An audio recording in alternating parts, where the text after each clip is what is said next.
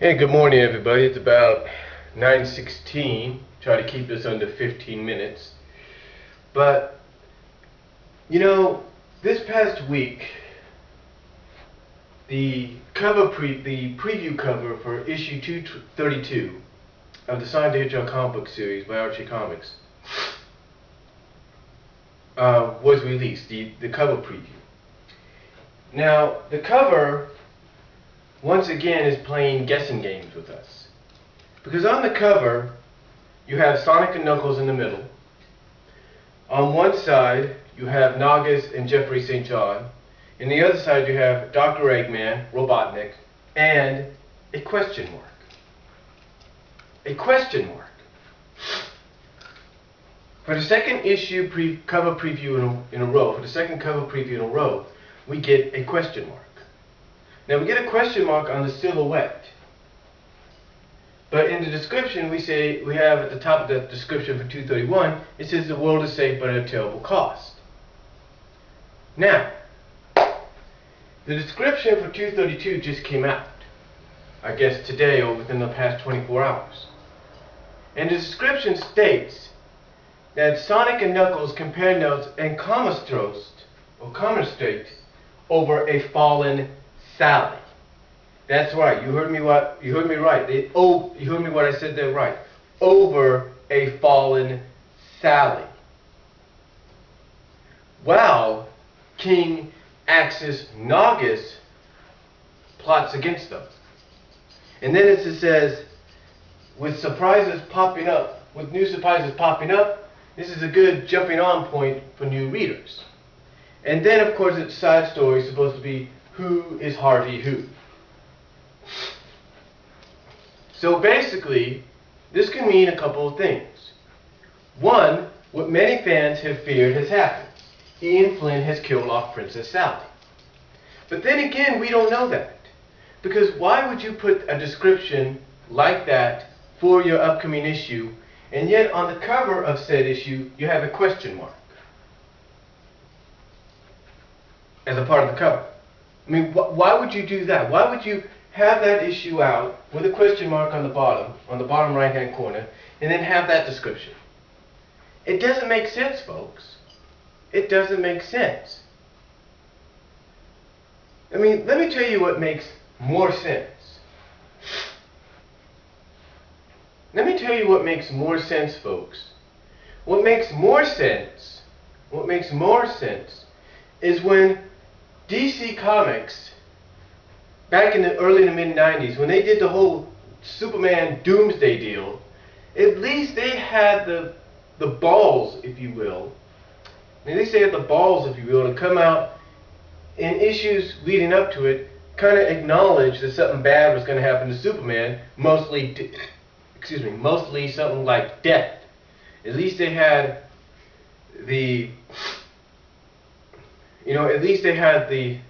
balls, if you will. At least they had the guts, the knowledge to say, hey, we need to let people know something big's going to happen, something bad's going to happen. They didn't keep hiding it. They never kept hiding it. And that's what made that comic book story arc very, very popular. Yeah, it was controversial at times, but it was very popular. It got people talking. I mean, they even had news reports on it. So everybody knows. And when the issue came out, you had groves of people around blocks at comic book shops just wanting to look at the issue or get the issue. But at least they acknowledged it. They didn't hide it. And the same goes for Marvel Comics when they do some big things for the X-Men or Spider-Man. At least, and DC does the same thing sometimes with Batman and the Justice League. They don't hide it. They don't hide behind a question mark. They don't hide behind it. And every time they put the descriptions, I'm not trying to say I'm right or anything, but every time they put a description for an issue, along with the cover, with the preview cover, the description, most of the time, accurately will match what's inside. Not saying it all the time. I'm saying, let's say 75% of the time, it matches accurately up to what you read in the comic. You don't hide it. You don't question mark it. And to me, this just doesn't make sense. I mean, why would you put this cover out, then put that description? It doesn't make sense. It does not make sense. Now, if indeed what has happened to her has happened, there's going to be a lot of fans that will be pissed off. Now, when I read this moments ago, about a half hour ago, when I read this, yeah, it kind of put a lump in my throat too.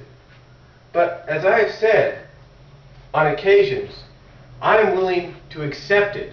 You know, if this would have happened back when I was a teenager, back in the 90s and all that, yeah, I probably would be a little bit more upset. I'd probably be taking one of the issues and going right now. But I'm not doing that because I don't know the full details. I don't know what the fallen truly means. You know, fallen, the word fallen, it has a lot of definitions to it. Yes, it mostly means sometimes fallen mean, you know, like in a war or in a battle, fallen means, you know, someone has died. But sometimes fallen means we have a fallen soldier, he's wounded very badly, he needs medical attention ASAP. That's what it can mean too. But here's the thing. Why would they say in this description Sonic and Knuckles comparing notes? You shouldn't be comparing notes as to a fallen Sally, saying, oh, let's see, what do you have about Sally falling? Well, this is how I figured it out. You don't have that, and then you say you comment toes to show sympathy. It doesn't make sense, folks. I mean, again, fallen can mean a lot of things. I mean, take a look at the word fallen sometimes in titles. Most notably, Transformers, Revenge of the Fallen. Now, a lot of people never liked that movie. Now, a lot of people feel that movie wasn't really necessary, or not really necessary, but they felt that wasn't one of the best movies out there. But let's take a look at the subtitle under Transformers. It says, Revenge of the Fallen. What does that mean? Why would you put the word fallen in there? I'll tell you why. Because fallen could mean betray. Fallen could mean corrupted. And that's what it is. She could have been corrupted. We don't know. If you take a look at that, it doesn't mean, oh, she's dead, which is always what fallen means. And because when you take a look at 231's description, it says the world is safe at a terrible cost. They don't tell us what that terrible cost is. And then this thing says, Sonic and Knuckles compare notes and commiserate over a fallen Sally. But we don't know what definition of fallen is being used for her. We don't know if the definition of fallen being used for her is the fact that she's dead, or she's severely wounded and injured. We don't know that. We don't know if fallen means she's been corrupted and now she's on the other side. We don't know that. And again, this brings up the question as to why Paul Kaminsky would say, oh, whether she's dead or alive, her story's not over yet. How can her story go on if she's fallen dead? How can her story still go on? How can her story continue if she's severely injured? You know, I don't get it. Something's up. And I'll be honest with you. You guys read this description. You go to Archie Comics. You go to the blog page. And you scroll down. You see how short this description is. It's probably one of the shortest descriptions I've ever seen for an issue. Which tells me Ian Flynn, Paul Kaminsky, and along with Tracy Yarlin are really covering the bases. Because it's like I said in the Saturday AM Sonic message board and the Saturday morning Sonic message board. We don't really know what it means. And it's just like and as I mentioned here on this video, I'll say it again. Why would you put a description like that along with a cover like that? It doesn't make sense. Because again, the word fallen could mean anything. Now yes, again, like I said, a lot of people, a lot of fans that will watch this video, read that blog and all that, the description, yeah, a lot of them will basically say that fallen means she's dead. Sally's dead, she's gone. But then again, why would someone like Paul Kaminsky say her story's far from over? Or it's just beginning? What does that mean? What does that mean? We don't really know. We don't really know. So all we have to do is just wait and see. Yes, I understand. A lot of you watching this video are probably saying, well, Brian, it obviously means she's dead. She's gone. Yeah, that's an obvious fact. That's an obvious fact right there. But we can't really assume that she's dead or gone or anything just yet. Because like I said, fallen could mean anything. Take a look at the subtitle for Transformers 2 when it says Revenge of the Fallen. Why would you put fallen in there? Unless it meant corrupted. Take a look, Google up the word. Look it up on your dictionaries if you will. There's a lot of definitions for it. The truth is, we don't really know what definition of fallen is being used for her in this description. And again, if she's dead, which I'm willing to accept because like I said in my audio video, if she's dead in the comic doesn't mean she's dead completely, because she will live on through the Saturday box set and through anything else people want to make sure she lives on it. But here's the thing. Why would you put a description like that and then have a cover like that? It doesn't make sense. It doesn't make sense. It's like I said at the beginning of the video. At least when DC Comics did the Superman Doomsday deal, they were accurate enough, they were smart enough, if you will, to say, you know what? We gotta let people know something bad's gonna happen. But we don't know. Now, again though, this is where the question comes in. Why put that description and have that cover? And then again, why have Ian Flynn say one thing when he comes on board, saying that when he kills a character, that character remains dead, dead is dead, and then why have Paul Kaminsky come out and say, hey, whether she's dead or alive, her story's just beginning? It doesn't make sense. Something's not adding up.